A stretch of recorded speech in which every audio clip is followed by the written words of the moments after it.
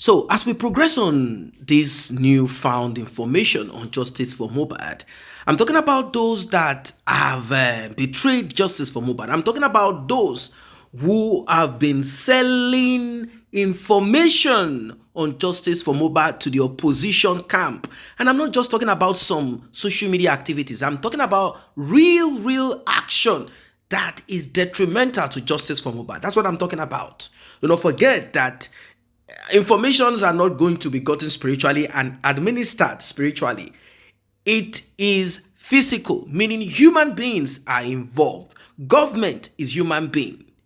Evidence will be provided for or provided by human beings. So if you have someone who is with team A, let's say Mohbad's team, and is lawyer, such person is now leaking information to the other lawyer. What does that tell you? It means that the journey of justice for Mohbad will be a long one or will come to an end without results. Ladies and gentlemen, what you're about to hear again, if you've not listened to the first video, please do. This one is deep. This is deep. This is explosive. And I want you to pay attention to it from the beginning till the end. Yes, it is so sad, so bad. Those that a lot of people had applauded or still applauding, congratulating them, welcoming them, always saying prayers to them or for them or on behalf of them, that they have stood their ground on justice for Mohbad. Lo and behold, the story that we've been hearing little by little, voice note, audio recordings here and there, everything has finally burst out. This is connected to a lot of people that you know have been against justice for Mohbad. Be it Obelegushi allegedly, be it Sam Larry, be it whoever, whatever it is that connects to justice for Mohbad that has become a difficult thing to crack. Today, everything came clear because a man who is said to be a ghost, that man has been going around, he has been giving money to people, and do you know that those people that you thought or you felt, no, such persons cannot be, these people, they are for justice. Do you know that these people have been collecting? So there are two jobs. You might not publicly say, I am anti-justice, but you are the one feeding information to the opposition. Then there are those whose job is to outrightly betray justice for Mohbad. Do you get what I'm saying? We have three sects of people that this man has been giving money to. They are on the payroll of this man. Well, this man has been exposed, and these people too have been exposed. Do not forget to like and share. Tap on the subscribe button. Turn on the notification bell. Returning subscribers, those that have been here, I say a very big thank you to you. To those that have tapped on the thanks button, love icon, yes, the one with the love icon, I say a very big thank you to you. May God bless you. May God replenish your pockets. If you also want to be a part of this, you like what we do, and you want to encourage us to do more, kindly tap on the same button. That is serious, and it's like you are making mockery of the situation. No, well, it's normal anyway.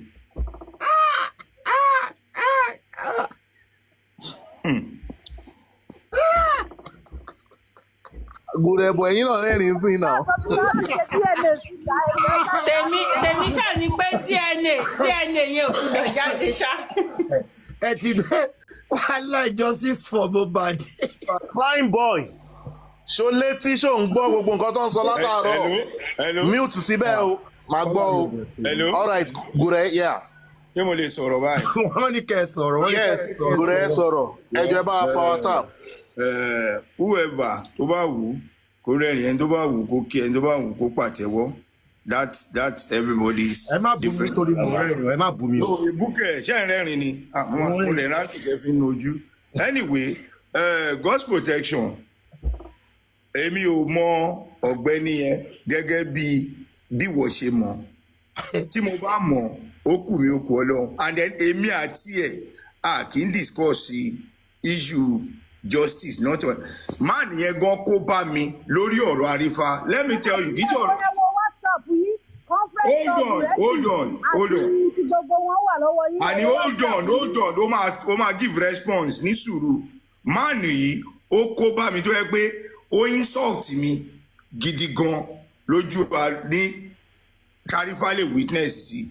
Ngbà tí ọlọ́pàá arrest Tarifa, tí lawyer tó ń ṣiṣẹ́, tí lọ́yà yẹn bá ti ṣe meeting àti sọ̀rọ̀ ń bì kan, the next thing tá a máa gbọ́ àgbọ́ report lẹ́nu aries àgbọ́ káàkiri lórí TikTok. Now lọ́yà yẹn wá allege mi tó ń pariwo pé gbogbo nǹkan tá à ń sọ níbẹ̀ yẹn èmi ni mò ń sọ síta.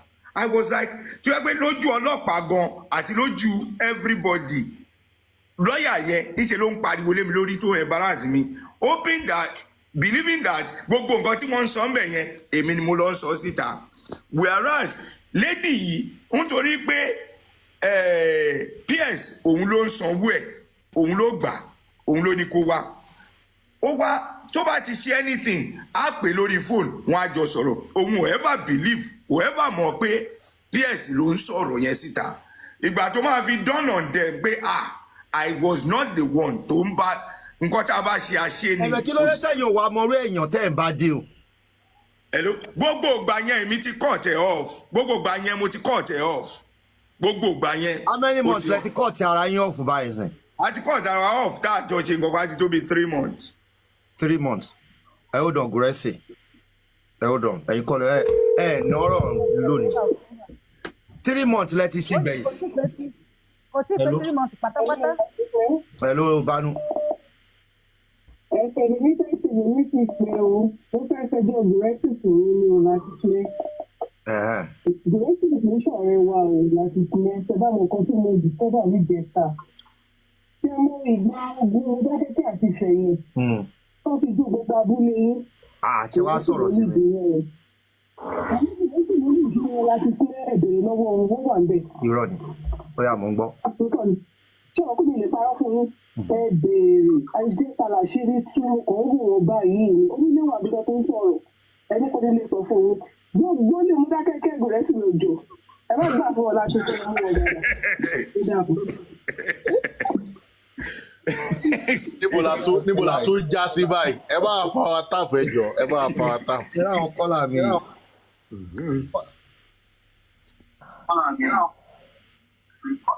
Hello. Anyway, Guresi ẹ ṣáà ti mọ̀ pé ti gbowó ẹ sọ iye tẹ́ ẹ gbà. Ẹ jọ mọ́ òbú pé ẹ táàgì Mr. Muiwa lamẹ́ríkà sí ṣò tó lọ lọ́wọ́ yìí because DNA yẹn máa le gan o. Títí mọ́ anybody mọ́ Mr. ẹ jẹ́ bá wa táàgì wọn o ẹ jẹ́ bá wa táàgì wọn o ní Amẹ́ríkà o kọ́ máa gbọ́ ṣò yìí o. Àrífà ó yá sọ̀rọ̀ Àrífà ẹ jẹ́ agbọ́tẹ̀nu Àrífà Guresi. Odùmọ̀sù náà wà bẹ́ẹ̀ o Odùmọ̀sù wà bẹ́ẹ̀ mo ti sọ tèmi o Odùmọ̀sù. Now ẹ jẹ́ n sáré sọ eléyìí God's protection èmi àti King White ní any personal or any legal or anything that has to do with justice for Mohbad ní discussion yẹn rí and then. ẹ̀dọ̀nà báwo lẹ ṣe lè bá ẹni tó ọ̀tá bàbá báwo lẹ ṣe ń fi ẹ ó dọ̀ lẹ́bàá tí ẹ bá discuss ẹ ó dọ̀ ẹ ó bí ti kíní jù hold on tẹ́lẹ̀ tí mo ti mọ̀. èmi ni host èmi ni kẹ́ hold on èmi ni mo host yín ó yẹ yín sí. Báwo lẹ ṣe ń lè free láti lè bá tẹ máa ní kó ẹ sọ nǹkan tó jẹ́ justice ẹ sọ nǹkan tó jẹ́ justice ẹ dẹ̀ ń bá a ṣe irú bí bá ń ṣe wo ọ̀tá ọ̀rẹ́ mi ẹ dẹ̀ lè free kémi náà wá ní mò ń bá ẹ ó dọ̀nù náà ẹ bá yẹ kí inú bí mi o kémi náà wá ní mò ń lọ bí n ṣe jẹ́ òsì ìjọ́ ò lẹ ti gbọ́ pé mo ń bá King White ṣe ìjọ́ ò lẹ ti gbọ́ pé mo lọ gbowó lọ́wọ́ èèyàn kan ìjọ́ ò lẹ ti gbọ́ pé mo lọ tọrọ owó lọ́wọ́ èèyàn kan. Yóò tọrọ owó lọ́wọ́ anybody but aláàtì now jẹ́ kí n sọ let me tell you this. ilé iṣẹ́ ìgbà nǹkan owó kí ni. àṣé ẹ gbọ́ nǹkan tí mo sọ ṣá. ẹ má sọ yẹn ni ẹ má sọ o owó ilé ìtẹ́ ìgbà owó kí ni owó ọpẹ́ ilé ìtẹ́ ìgbà. hold on nǹkan tó wà ní sùúrù a ṣe ń bọ̀ bẹ́ẹ̀ bẹ́ẹ̀ ní sùúrù keep pouring it out. I am saying my own, you are not believing what I'm saying. Hold on, I am saying what my Hello sir, nǹkan tí mo kàn fẹ́ sọ ni mo fẹ́ béèrè ni pé ẹjọ́ ṣé God's protection ṣé ó ti parí list àwọn èèyàn tó gbowó ni? Tó ń sọ lọ́bẹ̀ àmọ́ bóyá ó ti conclude. Ó tún sì dárúkọ èèyàn kan sìn. Very wicked lady náà wà bẹ́ẹ̀. Ẹ wo bọ̀dá láti ẹ lọ wo phone call tí mo send sí yẹn. Station. Ẹ jẹ́ kó kọ̀ọ̀tún kó parí gbogbo orúkọ tó wà lórí list. Bàbá Gúrẹ́sì. Àwọn amòbíkan. Ẹ ṣe gọ́sà. Bàbá Gúrẹ́sì go sọ̀rọ̀ tẹ́fẹ́ sọ tẹ́mi lè gbà because bẹ́ẹ̀ ṣe lè free bá àwọn ọ̀tá bàbá ṣe tẹ́ máa ní ẹ̀ sọ̀rọ̀ jọ́sìn. Mi ò báyọ̀ kankan sọ kankan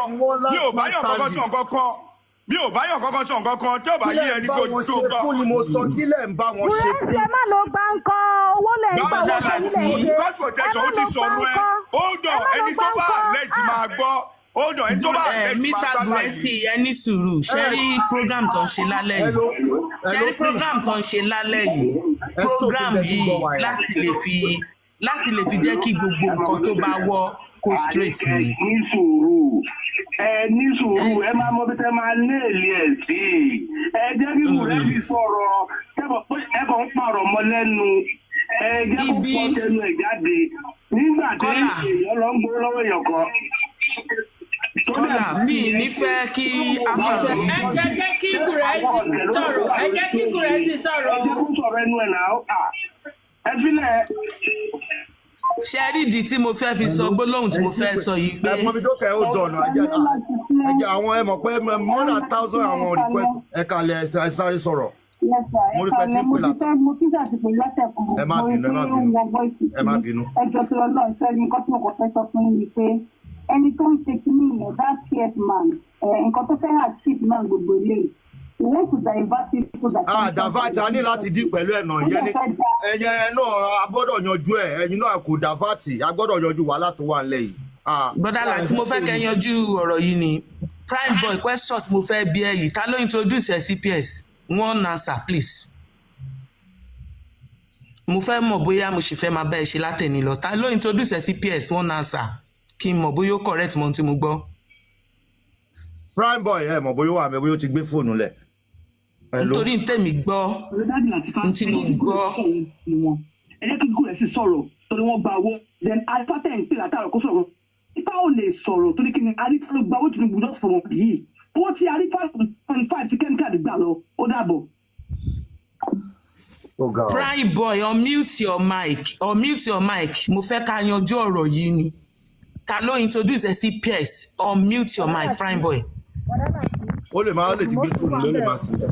Kí ló wí program? Ẹ jẹ́ ká hámọ́ Odùmọ̀ṣù odidi lọ́ọ̀yà justice for Mohbad ẹ jẹ́ ká hámọ́ Odùmọ̀ṣù dáadáa wọ́n ló wà ń bẹ̀ ẹ jẹ́ ká hámọ́ yẹn dáadáa. Olùmọ̀ṣù náà tún wà bẹ́ẹ̀. Ògógó lórí tó jẹ́ kí gbogbo DSS ni mo ṣe wọnú kíní o protection DSS ni mo ṣe wọnú ẹ̀ o ó yé Madam Comfy bí mo ṣe wọnú ẹ̀ ẹ jọ̀ọ́ so Odùmọ̀ṣù pẹ̀lú. Ẹ jọ̀ọ́ ẹ má bínú o ta ni Odùmọ̀ṣù yẹn. Lọ́ọ̀yà ti tiwa. Lọ́ọ̀yà tiwa lẹ́gàtì. Bọ́dà la tẹ bá ń béèrè question lọ Prime boy mo fẹ́ kó dáhùn ibẹ̀ yẹn. Kí mo bóyá ó correct mọ́ tí mo gbọ́. Tẹ bá gbọ́ ó ti lọ. Prime boy ta ló introduce CPS. Kò sí ń bẹ́ẹ̀ kò dùn mí rò pé ó wà ń bẹ́ẹ̀ ni kò ókè ó ti débẹ̀. Mr. Gure ó bẹ́ẹ̀ ó ti unmute. Kí ló sọ? Hello. Hold on. Kí ló sọ Prime boy? Ó dà kó dákọ̀ Gure. Ṣẹ́rí nǹkan tí mo fẹ́ confirm nìyẹn torí nǹkan tí mo gbọ́ láàárọ̀ yìí nìyẹn torí gbà tí gbogbo ọ̀rọ̀ yẹn rú mi lójú látànà. Gọ̀rẹ́sì kí lẹ́yìn tó yùn sí ẹ pé kó lọ ṣe ń bẹ̀ ẹ má bínú tábà ní mind. Ìsàdẹ́bì ṣe ti wá gbà mí gbọ́ báyìí o ṣé ẹ ti gbà mí gbọ́ngbà tí mo fẹ́. Bẹ́ẹ̀ni sọ̀rọ̀ jọ ọjà gbọ́rọ̀ jọ òwò àti ìgbà ẹgbọ́ ìwọ tó gbowó ìgbà yìí láàárọ̀ ẹ̀. Kí lẹ́yìn lọ introduce ẹ̀ sí ṣé olùgbàlà lẹ lọ gbé lọ fún ni Gúrẹ́sì ẹ má bínú wọ́n ní ká jẹ́ kẹ́ ẹ sọ̀rọ̀.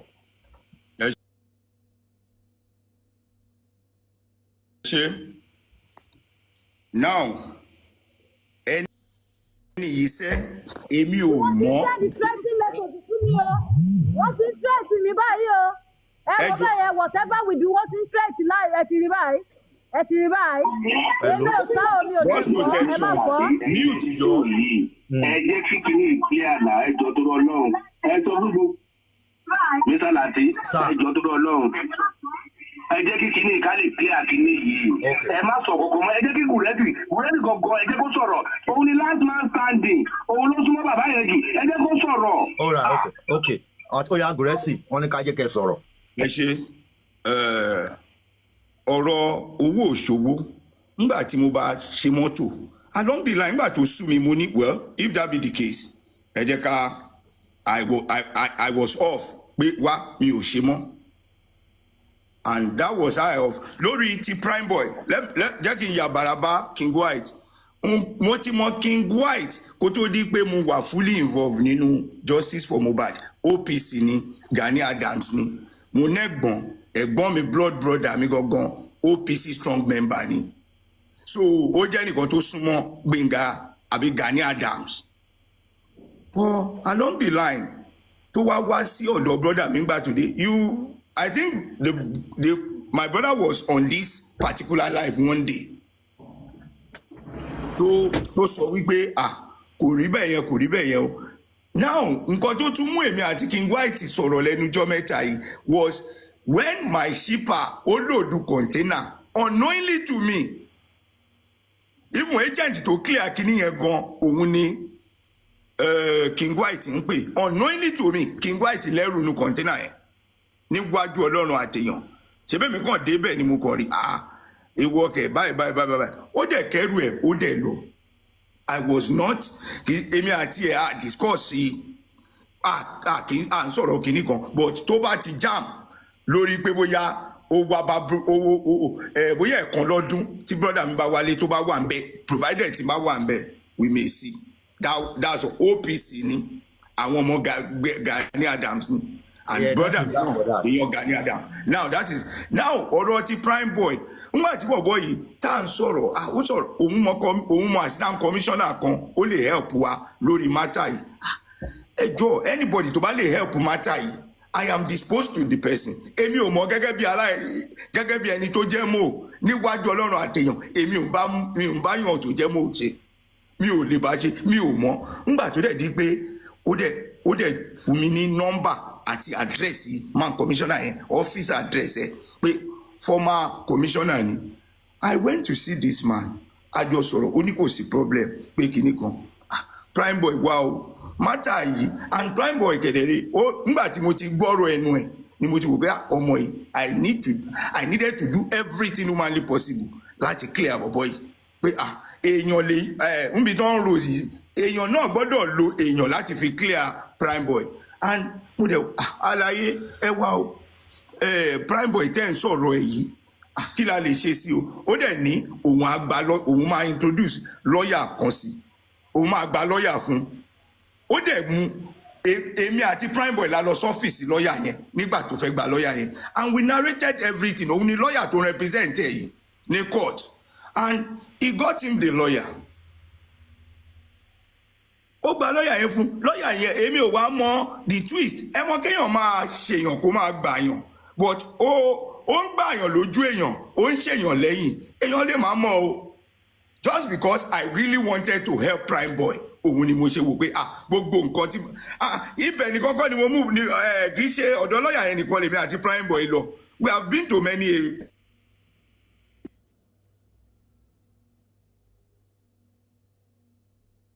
We have been to where I think solution could come from and títèmi nìyẹn tí n bá fẹ́ help èèyàn máa fi gbogbo ara sí pé mo introduce ẹ̀ sí èèyàn yẹn níwájú Ọlọ́run tí n bá mọ̀ pé bóyá rú èèyàn tí wọ́n ń sọ yìí òun ni PS kọ́lọ́run nínú ìdájọ́ ẹ̀ kó dá mi lẹ́jọ́ I really wanted prime boy to be out of that mess because mo rí mind ẹ̀ mo rí spirit ẹ̀ and that was all I did. mi ò PS o èmi ò rí gẹ́gẹ́ bí ẹni tí that was it èmi lè mọ̀ níwájú kẹ́lòmíì rí bó ṣe rí lẹ́yìn èmi ò rí ẹ̀yìn ẹ̀ mi mọ̀ bó ṣe rí. hold on ó ti yé mi. hello. àwa la tètè fura ọ̀rọ̀ yìí nípa àwọn tó ń ta ìgbésẹ̀ sọ yìí ṣàkíyèsí pé láti ṣàtọ̀gbọ̀n Mohbad láti lẹ̀ ìjẹ́ ríbi kankan níbẹ̀ bá ṣe ń wọ́ọ̀dì ẹnìbọ̀dì lẹ́kọ̀ọ́ yẹn síbẹ̀ náà ni ṣé gbèsè ìmọ̀ tó bí lọ ní kẹ́kọ̀ọ́ àwọn ọ̀dà àwọn tó ń sọ pé wọ́n wọ mọ́ yìí tán mọ̀ papọ̀ mọ́ yìí tí wọ́n wọ́ọ̀dì gbèsè for one day pé kán ti wọ́ọ̀dì wọ́n tẹ́tí àbí nǹkan for ọ̀dọ́ ẹgbẹ́ bẹ́ẹ̀ ṣe gbogbo ẹgbẹ́ àwọn àrífà àpò tẹ́pọ̀ nìkan ni ló dẹ̀ fífi ó dẹ̀ máa ṣogbo kan dúró bá yẹ tẹ́pọ̀ nìkan ni lo gbèsè nìkan ni wọ́n fẹ́ẹ́ rí gbọ́gbẹ́ kan wọ́n wọ́ọ̀dì àwọn lọ́tọ̀ lọ́pọ̀ lẹ́mìtì tí kò bá ṣe pé bóyá nǹkan kan o èmi ìró ni o tí ò bá ṣe pé kọ́lọ́fì kankan wà bẹ́ẹ̀ o pé gbìyà pẹ̀lú gbogbo. wọ́n bá ti arrest mi àbí ẹ máa gbọ́rọ̀ Mr. Kule, you are making sense 100%. You are making sense bọ̀dá láti kàn jáde kúrò lórí kọ́ni ẹ making sense bàjẹ́. ọ̀rọ̀ sọkúsọ lórí look jẹ́ kí n sọ kíní kan fún ẹ tó bá wí. nǹkan tí ẹ̀gbọ́n Kúnlé sọ ni pé bọ́n ṣe ń mú wa tó ń tún sí wa tó ń competition. kò sí nǹkan tí mo ṣe wọ́n ń wá mi wọ́n fẹ́ mú mi but I am very very careful kò sí nǹkan tí mo ṣe tó fẹ́ fi mú mi kò sí nǹkan kan tó lè fi mú mi anybody tó bá mú there is something they rope on to them tó máa fi mú wọn but because of mi ò ṣẹ̀ṣẹ̀ ń jà for justice I know what to say I know what to do I am always equipped with fact and figure mi ò bá wọn ṣe kíni o bá máa sọ pé bóyá bọ́dà náà sí mo wà ń bìbà yìí. tó ṣáà sí mo pẹ̀ látàárọ̀ ò bá wa dá sí ó dẹ̀ ló wà ń bẹ̀. mi ò ní láti interrupt anybody ẹ máa pè mí tó bá kàn mí náà. everybody ṣé ó dìgbà tá a bá lọ tán kò tí èmi àtúwádùn 1 hour fún wọn ṣé máa dúró 1 hour lọ́tọ̀ ìdó fún wọn over 8 hours long line. nígbà tó ń sọ̀rọ̀ mi fẹ́ interrupt mi. ó dọ̀gbẹ́ tó bá lè mọ ó ní ìṣẹ̀ lójà rẹ̀. ẹnu Mr. Latisne ẹ má bínú gbogbo kan tẹ́ ń bá Mr. Gowesi sọ yìí wọ́n ní pé Mr. Gowesi náà gbowó èlò làwọn gbà God protection ní rìsíìtì wà Mr. Gowesi kàn ń tú wa síbí wọ́n ń tú wa síbí èlò làwọn náà gbà á ṣé wọ́n ní kálukú ń sọ iye tó gbà ẹ kò ní gbogbo tó ń sọ. ẹ̀gbọ́n Gowesi èlò lẹ gbà ló ti wọ́wọ́ sí. tó ti wọ́wọ́ mi owó tí mo ná sórí mọ́tò yẹn òun ni mo gbà owó tí mo ná sí orí mọ́tò. èlò lẹ ti gbà. àfi tí n bá wo mi ò lè sọ pàtó but. ó pọ̀ tó yẹ. kò ṣe kó pọ̀ kò pọ̀ bóyá nǹkan ẹ mọye tí truck yẹn ń gbà lọ́wọ́ mi léde tí n bá ní kán lọ ṣe. kí ló ṣe mo ná 100 mo ná 150. Prince. Hello, Mr. Gowesi. Mr. Gowesi. Ẹ slow kiri tẹ fi ń gbọ́ wa, Prince. Ẹ slow kiri tẹ fi ń gbọ́ wa. Ẹ jẹ́ ká bá ń sọ̀rọ̀ gidi. Anyway, bọ́dá láti èmi ti sọ tèmi the judgement is yours. I'm off you. mi ò ní nǹkan kan láti bò mí dẹ̀ ní nǹkan pamọ́ lọ́wọ́ anybody. mi ò ṣe nǹkan kan má jà gbọ́. Àkàrà bá ti tún ṣètò báyìí. Kò ní láti máa lo gbàǹdùkú. Kò sí mọ́tò kankan tó ń tún ṣe. Gbọ́dọ̀ tí ní mọ́tò tó ń ṣe wọ́n jẹ́ mẹkáníìkì ni. Ẹ máa gbọ́dọ̀ òpòlù tí yẹn sọ. Láti ṣe gbogbo kọ́ọ̀lù ẹ gbọ́dọ̀ máa gbọ́. Ọ̀rọ̀ ọ̀tẹ̀ lélẹ́yìí sọ náà. Ọ̀rọ̀ ọ̀tẹ̀ ló ń sọ. Ọ̀rọ̀ ọ̀tẹ̀ ló ń sọ. Ó dẹ̀ lọ sí yàdẹ̀ la máa dé àpò béèrè náà. Lọ sí of yourself. Rárá tí ẹ má dòní sọkúsọ yìí lóò kó lọ yàdẹ̀ ní àmàdí àkóló béèrè. Yìí ṣe gbogbo àwọn nǹkan kan wà jẹ́ pé ó máa ń kó ẹ̀gbìn báyọ̀ irú eléyìí sọ kí ó ń sọ kí ó ń sọ̀rọ̀ pitch pẹ̀lú mi. Ó dẹ̀ sọ orúkọ kò rí bẹ́ẹ̀ kan sọ bẹ́ẹ̀ rẹ̀ lè sọ iye tẹ́ ẹ ti gbà ń sìn. Báwo ni mo ṣe máa mọ iye ẹ wo bí ókè yìí ṣe wọ́n ti gé jẹ́. Ẹ̀yin lẹ bà justice jẹ́ tẹ́ bá fẹ́ gbọ́ ẹ ti bà justice jẹ́. Ọlọ́run ò ní jẹ́ òsì ọmọ tó ṣe justice. Ọdún mọ́tò ṣe láti September tọmọ yẹn ti kú ló ti mọ Mr. White. Láti September tọmọ yẹn ti kú láàrin ẹ̀ náà ló introduce máa yẹn ó dẹ̀ ló mọ̀. Mr. Gowesi, you have to be very careful with your hours. You are not clear. Mi ò mọ̀ ta ni. Inú justice ni mo ti mọ̀. Ẹ jọ torí ọ̀rọ̀ bùrálàtì. Gbogbo yín wá wá sórí social media. We need to tell you the truth. Prime boy, ẹ jẹ́ kí Prime boy go on lọ. Ẹ jẹ́ kí Prime boy padà wá. Gbogbo yín, you are all bed of the same feather. Kò sẹ́ni kankan tó mọ́nu yín. Wọ́n sọ̀rọ̀ ń sin gbogbo yín, òun pòfolo látàárọ̀. Ó ò rí nǹkankan sọ. Òun bá wọn tún mọ́tò ṣe. Mọ́tò wo ló tún ṣe? Wọ́n jẹ́ mẹkáníìkì. Òní òun ṣe clearing agent. Gbogbo ló ti ẹrù oná clear sí ẹ. Don't come and give us a bullshit on the social media. Gbogbo yín ìkan náà ní You are all the same. Anyway, it's good to attack. It's easy. It's good to attack. It's easy to say rubbish. Lala ti ẹ wẹ ẹ kọ lu wèrè yẹn jàre. Gbogbo ìjọ ń play game káàkiri ni. Nítorí káàkiri máa rówó. Jerry comment. Ẹ máa dúpẹ́ lọ́wọ́ Madam Coffee. Lórí burúkú yìí ló ń destroy justice. Wọ́n gbà wọ́n. Mr. Gracie ẹ̀kọ́ lè máa ṣépè fún anybody ẹ jẹ̀bi ẹ tún ṣépè ẹ lè máa ṣépè fún anybody ṣé ẹ ti gbọ́ ẹ lè máa ṣépè fún Kọ́lá bẹ́ẹ̀ yẹn náà orí òtítọ́ ọ̀rọ̀ ló bá yín sọ báyìí. Nǹkan tó bá mọ̀ ní kó sọ jọ torí Ọlọ́run èèyàn kan ò lè máa wẹ tọ́ gọ́tà àdọ́tí lé mi lórí kí n dẹ̀ máa wò torí kí ni. tó ń yọ ẹ́ tó lọ ń bú. tó ń yọ mí bá wò nǹkan tí mo bá kí ló. àánú ẹ ló ṣe mọ́ lọ́rùn mọ́tò kó lọ fi kékeré ro oko ọba. àwọn àtúntò pé Bukky Jesse ó sọ fún ẹgbẹ́ tó gba lọ́ọ̀yà fún ẹ yẹn pé kó ṣọ́ra ó mọ nǹkan kan. wọ́n fún ẹ ní ẹran wọ́n sọ síwájú wọ́n ní kò máa lè mú. You don't know that this case tó bá ṣọ́ra orí ẹ̀ náà máa dálé. You have to be very careful. You need to go and change your lawyer. Don't depend on all of them. They are birds of the same feather. Bọ́n ṣe ń lọ káàkiri yẹn owó nọ́mbà rìn kiri ibi tó ti máa jẹ tọrọkọ́bọ̀ oníkálukú àti àrífà náà gbogbo wọn. They are all birds of the same feather. Orí pé àrífà ó mú tì látẹ̀kọ́ ni kò lè sọ̀rọ̀ nígbà tí gbogbo ẹ̀ ti dojúrú. Kò sẹ́ni kankan wọn tó lẹ́rù ọ̀rọ̀ lẹ́nu ní gbogbo wọn bó ṣe wà ẹ́. You need to tell them the truth of the matter. Kò sẹ́ni kankan tó lọ́rọ̀ lẹ́nu gbogbo wọn. Wọ́n kàn fi òkú ọmọ yẹn wọ́n ti sọ di Banana Island. All right, ẹ ṣé gọ́sà Prince. All right. Ẹ ṣé Prince. Ẹ ṣé Arifa ẹni sùúrù sà ẹni sùúrù ẹ má bínú sà ẹ jẹ́ ká Arifa sọ̀rọ̀ this time around. Jẹ́ dá ẹni tó wà nínú one. Ká máa bẹ̀ kó tó sọ̀rọ̀ ní ṣe bẹ́ẹ̀ à ń pè látàárọ̀ kó sọ̀rọ̀ náà. Good evening, Uncle Lati. Good evening. Good evening, everybody in the house. Uncle Lati, I don't know if you're ready for some blunt, blatant truth tonight. I would keep quiet, but I'll start by saying this. Why not? Go ahead, ma. Go ahead. Kí ni ìtumọ̀ òyìnbó Amẹ́ríkà náà sọ? Kí náà sọ? Àwọn òótọ́ tó kí tó kan òótọ́ ọ̀rọ̀ gidi tó kí. Okay, so let me start by saying this. First things first, please. Mr. Odumosu, barrister, did not get any personal money on PS. Uncle Lati, listen and listen to me very good. And anybody recording, record very well. Okay, I'm not going to show any receipts here tonight because for respect of privacy. We used to be on a group where Mr. Joseph Aloba Baba, Uncle Muyiwa, and this man, Mr. PS, and myself, and I don't remember the other person, were all there, and we used to brainstorm. But by this time, the public was not contributing any money at all. There was no GoFundMe, nothing. There was no GoFundMe. So I think it was the embalmment case, all right?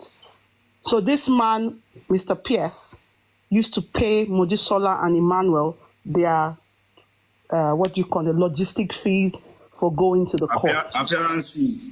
Thank you. He was very, very involved in justice for Mohbad. Whether we like it or not, he was there.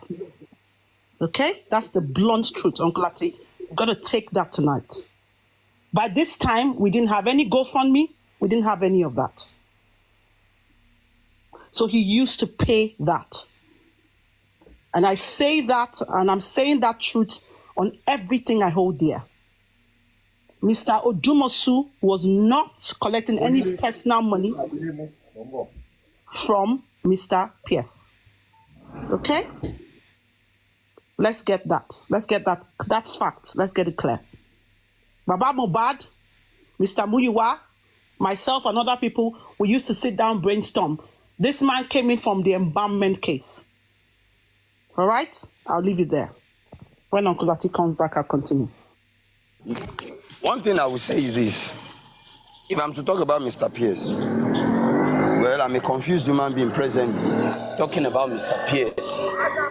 Because he contacted me back then as at February.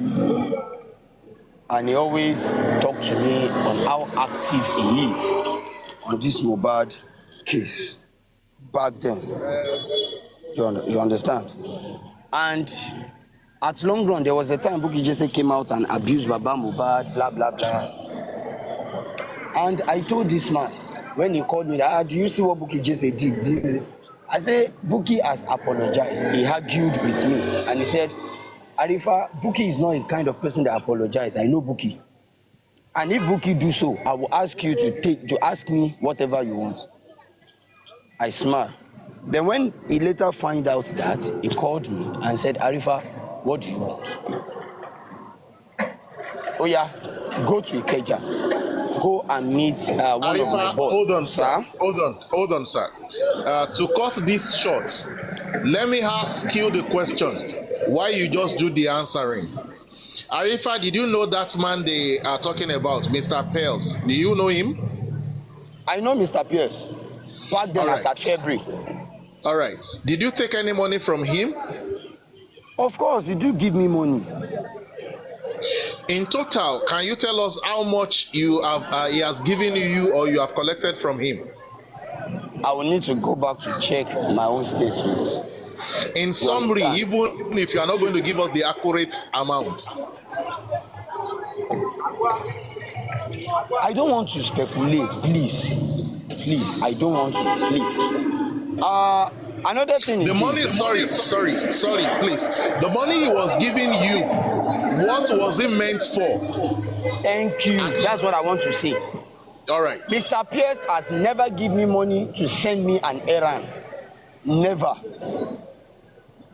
Mr. Pierce gives me money only to compensate me. Maybe after show, you can just say, Arifa, I will send so amount. I will send 20,000, 50,000 to you now.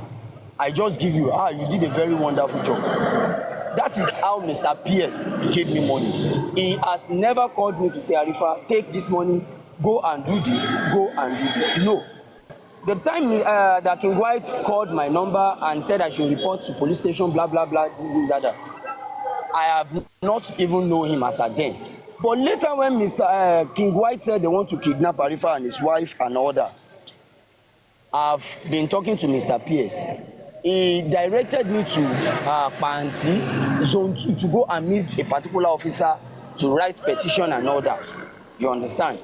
I called the officer. When we talk about the fund, I decided to pull back. Even though he's willing to do it, I just decided to pull back. You understand? So, the little I know about Mr. Pierce, that is how he do his own thing. I will speak for myself. He has never called me to tell me, Arifa, this against anybody. And he has never called me to tell me stop justice for Mohbad or turn anti-justice. Never. Never. And for Gurexi to say he has called Mr. Pierce off 3 months ago, I did not go with that. Okay, tell us, what do you know about that? I did not go with that. Of recent, he still spoke with Mr. Pierce, maybe last month. You see, Mr. Pierce is a kind of man that had no secrets. Last month is September. Yes, Mr. Gurex. No me. Mr. Pierce has no secret. He has no secret. Not me. Whenever you want to deal with such person, you need to be extra careful. Arifa, can you hold on? Sorry, Mr. Gurex, please, can you hold on? Okay. Prime Boy, sorry, Arifa, can you mute? That place is a little bit noisy. Prime Boy, sorry, if I may ask you a question. When did Mr. Gurexi introduce Mr. Pierce to you? And that was when I was still, when I came out from the cell now. We go maybe January, right? January now. No. A big bow. Right, January. Well, I also do a king by any. Okay. So it was when you came out from. Yeah, it was when you came out around that time. Okay. So láti ìgbà yẹn lẹ ti jọ ń ṣe papọ̀, àbí? Yeah. Àti ìgbà yẹn láti jọ we've been interacting together. Credential on nìkan like one more they have group. Kò ń ṣe pé àwọn nìkan they are the only group.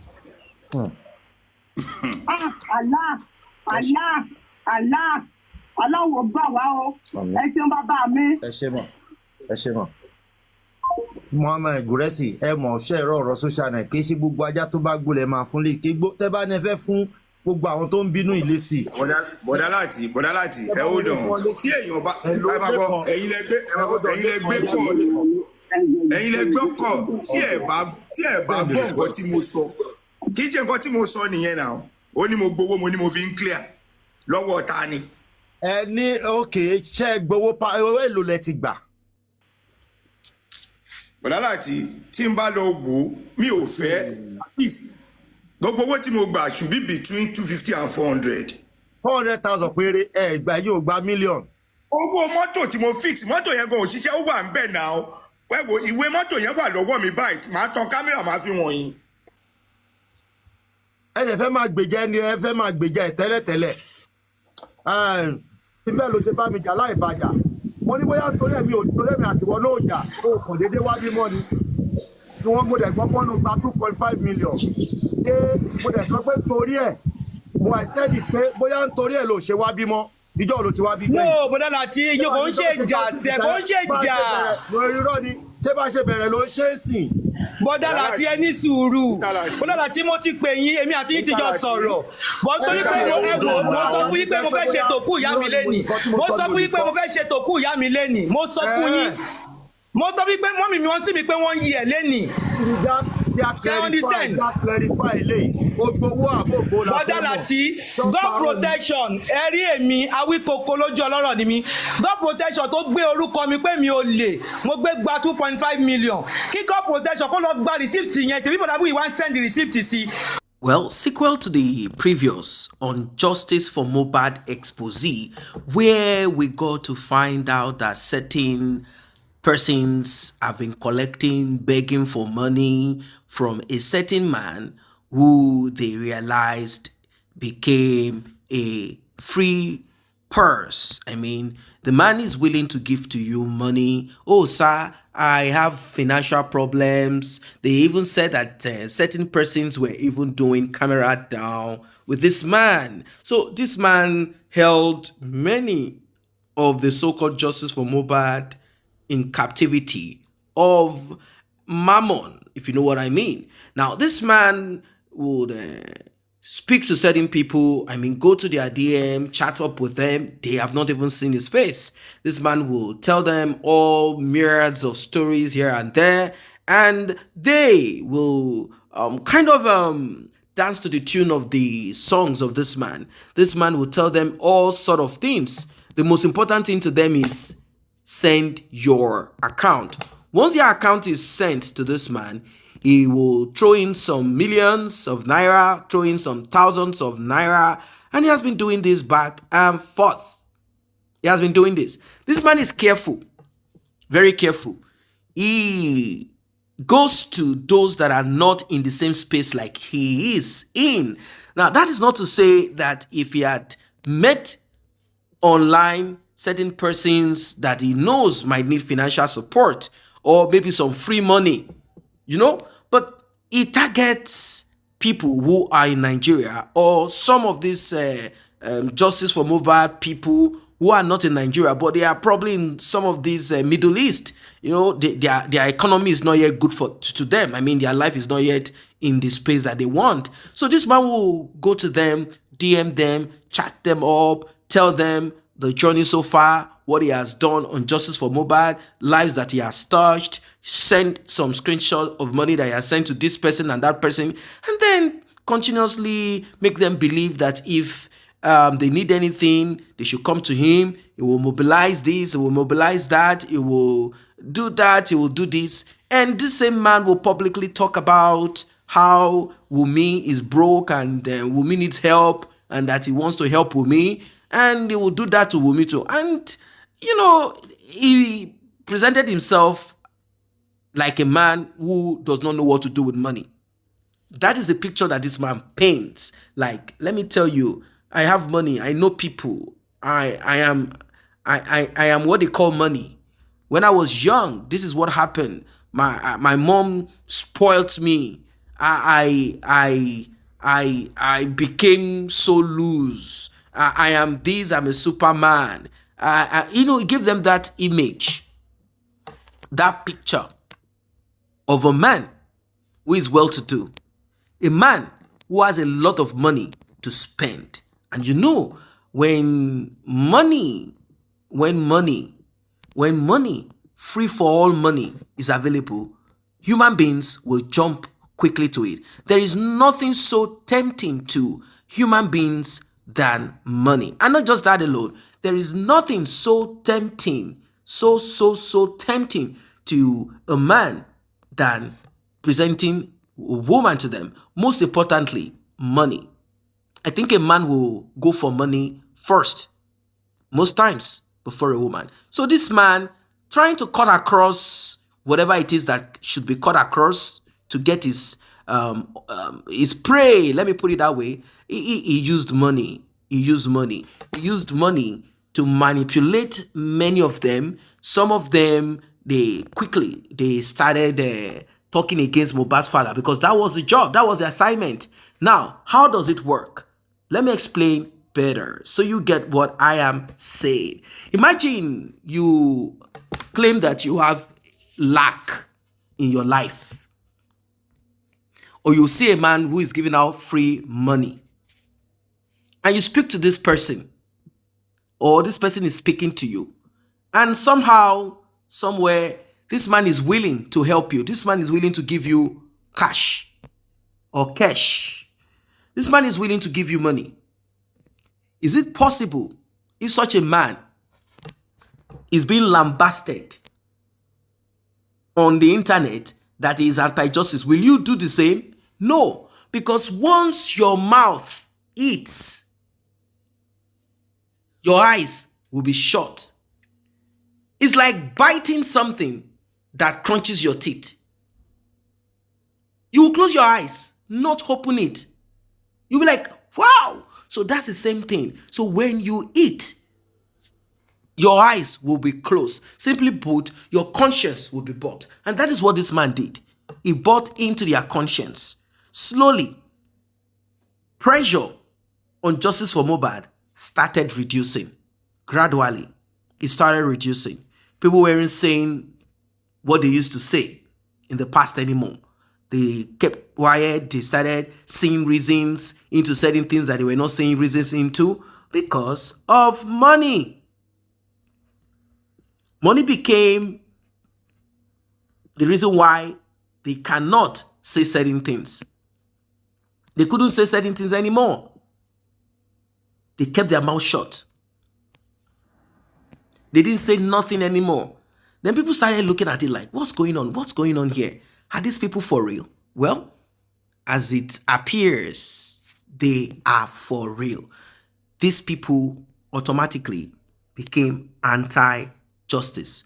And their defense is this: why should I speak against someone? I mean, these people are plenty. These people are plenty. I just do not want to dedicate my time into mentioning their names. Why? Because it is irrelevant. It is irrelevant. They themselves will expose themselves by trying to defend themselves on this journey. They will try to defend themselves. They will come up with excuses. You know what? I'm not anti-justice. I'm standing for justice. Why? Because those that will give money to them will no longer give money to them. Those that they often will meet and say, please, my son's school fees is this. Can you help me? They will not give them money anymore. So it's a serious issue. They've lost finance. So trying to build their image, repair their image is a serious issue. After all, Bukky Jesse said once that there's a guy called Guresi that goes on people's DM to beg for money, that my wife has not eaten, my children has not eaten, my sister has not eaten. I do understand that these guys need some financial support. Majority of them don't have a job, and some of them have dedicated their time to this justice for Mohbad. It came and they came on it, and that's what they do. So definitely they will need some kind of support. I understand that part of it. It's not as if people will give their time, efforts, and everything on a cause without recourse to some financial support. It's not possible. How are they going to fund their life? How are they going to take care of their children? But they said this guy is just cashing out millions upon millions. Some of them changed their living room, changed their accommodation. Things started changing in their life. A lot of things changed. A lot of things changed. They were going directly to people asking for money. Give me money. We are the ones on Justice for Mohbad. Give me money. We are the one pressing for Justice for Mohbad. Give me money because we cannot work anymore. Give me money. Now, I do understand the part of Prime Boy. Prime Boy has no job and he needs to feed. Even before this Justice for Mohbad thing, what job was Prime Boy? Is it not the same music thing? And maybe a little bit of a thing here and there. But now that Prime Boy has been totally shut down, he can't work. There's nothing he can do. Definitely, he needs money. He needs money. And anyone that will offer Prime Boy money, Prime Boy will take. I don't blame him. He's a human being. Maybe he has a child. He's a human being. He will take. He needs money. He needs to fend for himself. He needs to manage his life. I don't blame him. I can never blame Prime Boy. Even if he's guilty, he will still feed until the final day that he will be cast into where he belongs. That is, if evidence, proof comes that this is who he is. So, I don't really get it. I don't really get it. Because I don't really get it.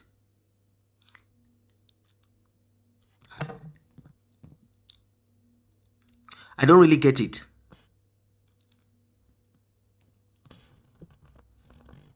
I don't really get it. Well, the thing is, somehow this man has been called out, and they said he's no longer funding certain persons anymore because he has been called out.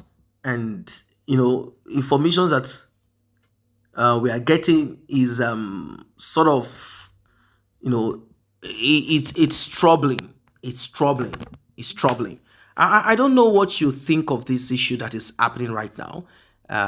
We are all kind of people are shocked. People are shocked. People are shocked.